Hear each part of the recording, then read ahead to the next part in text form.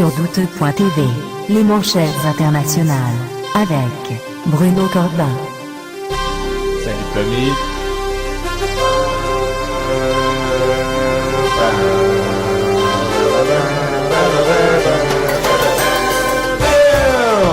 C'est la Terre qui tourne. C'est la Terre de Bruno de l'univers. Oui, la Terre va continuer de tourner. Avant de commencer mes nouvelles, par exemple, j'ai un communiqué de presse que j'ai envoyé cette semaine un peu partout. Puis que j'aimerais vous lire. Alors, c'est avec plaisir que nous vous annonçons en primeur que les manchettes internationales avec Bruno Corbin à 70% sur les ondes de douteux.tv prend un virage majeur, moins alternatif et plus accessible afin de se rapprocher de son public principal, soit les jeunes adultes de la région de Montréal. Alors suite au virage nouvelle rock de certains médias, Bruno Corbin a décidé d'entreprendre dès la semaine prochaine un repositionnement de sa politique journalistique pour y intégrer plus de contenu accessible dans le but de satisfaire un grand nombre d'auditeurs. Les préparatifs en vue de ce changement ont débuté il y a plusieurs semaines et de nouvelles signatures visuelles et de contenu seront mises de l'avant dès la semaine prochaine. Là, j'ai envoyé ça la semaine dernière, donc c'est cette semaine que ça commence. Alors, à partir de cette semaine, des nouvelles rock. Des nouvelles rock alternatives. Mais non, c'est un poisson d'avril! Oh! La, que nous sommes coquins! Bruno! Oui. Ça veut dire qu'on part en nouvelle. Ça veut dire qu'on part en nouvelle, comme d'habitude. Ben, je t'écoute, man. Voilà.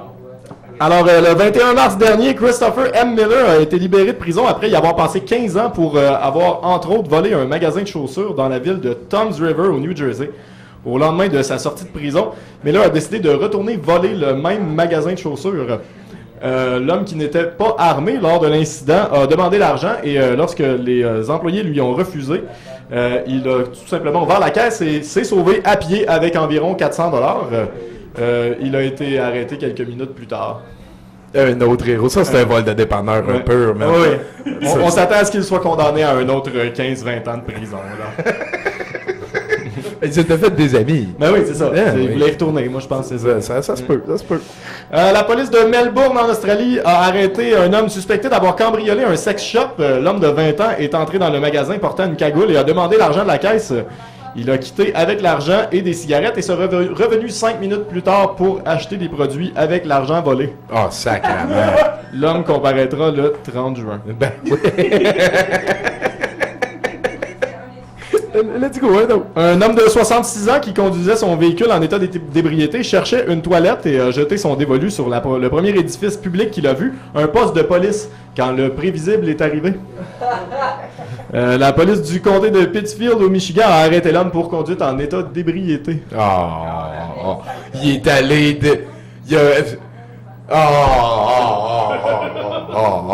ok, next, là, sacrément. Oui, alors qu'il cherchait un skinhead armé d'un sabre de samouraï qui se promenait dans les rues de Chorley en Angleterre, l'officier de police Stuart Wright a aperçu Colin Farmer, un homme non-voyant de 61 ans, qui marchait dans la rue. Confondant sa canne blanche pour une épée de samouraï,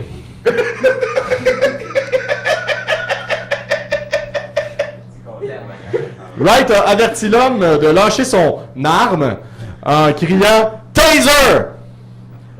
Farmer, qui ne croyait pas que cette interjection nébuleuse s'adressait à lui, n'a pas lâché sa canne et Wright l'a électrocuté de son pistolet à impulsion électrique.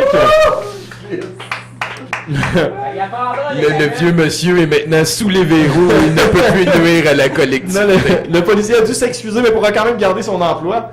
Il y aura une poursuite au civil. Ben, voyons. C'est-tu la fin de ton premier bloc? On peut arrêter ça. Là, je pense que c'était quand même assez épique. Merci beaucoup, Bruno. On va revenir plus tard dans l'émission. On écoute Hugues Garlot. Et puis ensuite, ça va être Guise, j'ai l'impression. C'est le fun, tout ça, cette belle partouze. Ben oui, tu vois, il y a des gens heureux. Quel beau plaisir que de ces gens voir toucher et être heureux. Et voilà, est-ce que tu nous amènes au monde de l'univers pour finir l'émission? Oui, je vous amène au monde de l'univers. Avant de continuer avec mes nouvelles, j'aimerais juste faire un petit, mon petit éditorial politique pour cette semaine. J'aimerais juste vous dire que si vous avez l'intention de voter PQ, vous divisez le vote conservateur et vous allez peut-être permettre à Québec solidaire d'être élu. Donc, s'il vous plaît, vote stratégique. Mathématique de barbe. Bon, on commence avec une farce. Oui, on commence avec une face. Alors, en fait, on commence avec Frederick Bojanen Jr., qui a entre autres été arrêté pour incendie criminel après avoir mis le feu dans une maison d'une ferme au nord-ouest de la ville de Fargo, au Minnesota. L'homme, qui est aussi accusé de vol et recel de batterie de voiture, aurait pris la décision de brûler une maison après qu'une femme qu'il voulait impressionner lui a demandé de brûler une maison pour l'impressionner. L'alcool aurait joué un rôle dans cet incident. L'alcool, hein? L'alcool. On a eu le prévisible est arrivé et l'alcool. Je suis content, Bruno, merci. C'est bon. Un homme de 31 ans a été arrêté après avoir cambriolé un restaurant indien de San Mateo, en Californie.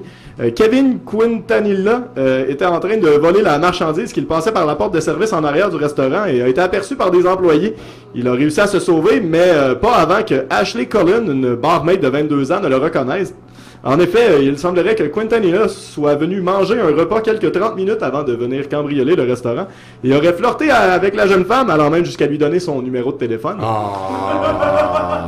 Okay. La police s'est alors fait passer pour la jeune femme, l'invitant le cambrioleur à un rendez-vous galant. Le matériel volé a été retrouvé lors d'une fouille de sa maison et c'est le plus grand des voleurs. Oui, mais c'est un gentleman.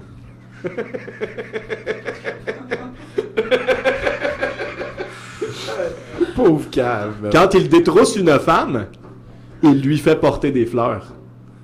Wow, hein? Les villageois de la ville de Lupane au Zimbabwe souhaitent que le directeur d'une école secondaire se fasse congédier car ils affirment qu'il possède des gobelins, comme dans le film Troll 2, là, qui terrorisent la ville pendant la nuit.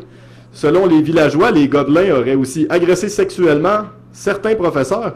Plusieurs professeurs masculins affirment s'être réveillés vêtus de sous-vêtements féminins, sous-vêtements qu'ils n'auraient supposément pas mis avant de se coucher, bien sûr. Les villageois ajoutent que des choses bizarres se sont déjà passées. Une cérémonie de purification a été tenue depuis et les villageois affirment que la situation s'est normalisée comme depuis. Là, on est vraiment dans la grosse rigueur journalistique, je vous fais remarquer.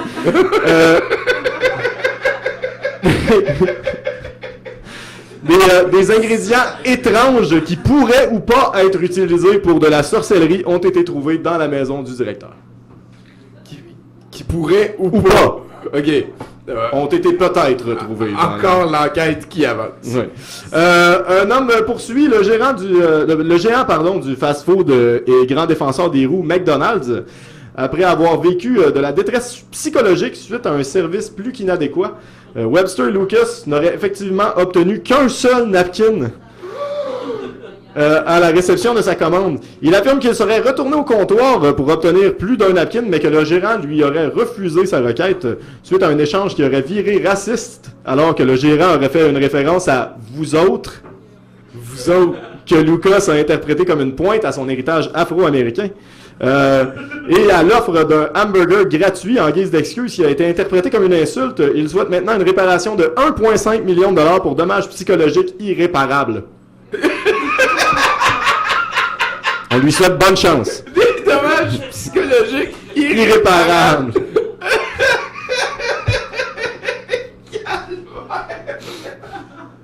Le gars, il est à terre, il souffre, puis nous autres, on rit. Oui, je sais, c'est épouvantable. Je te comprends pas, Tommy. Je ne te comprends pas. Je sais, en tout cas, on l'a sur tape, et il va pouvoir me poursuivre Oui, aussi. exactement. Et finalement, dernière nouvelle, Terra Medica, un fabricant de produits homéopathiques, a dû faire un rappel de granules, tablettes, liquides, onguents et suppositoires après qu'il ait été découvert qu'ils contenaient peut-être des vrais médicaments. En effet, des tests effectués ont dévoilé que certains produits contenaient de la pénicilline ou des dérivés de pénicilline. En plus d'être dangereux pour les gens allergiques à la pénicilline, il se pourrait que ces médicaments aient un effet réel sur des infections, ce qu'on ne veut pas avoir quand on consomme de l'homéopathie, bien sûr. Bien sûr, on voudrait pas des effets réels. Non. C'est ça. Rappelons que le principe de l'homéopathie est que les produits qui causent des symptômes semblables à une maladie réveillent le processus de guérison pour ces maladies et que plus un élément est dilué, plus il est efficace. Ce qui a été démenti plusieurs fois, mais on le dira pas à Non, ça va complètement dans le même sens que tout ce que la chimie nous a appris. Exactement. Merci beaucoup, Bruno. Ouais, ça fait plaisir. 70% pour 100%. 70% pour 100%.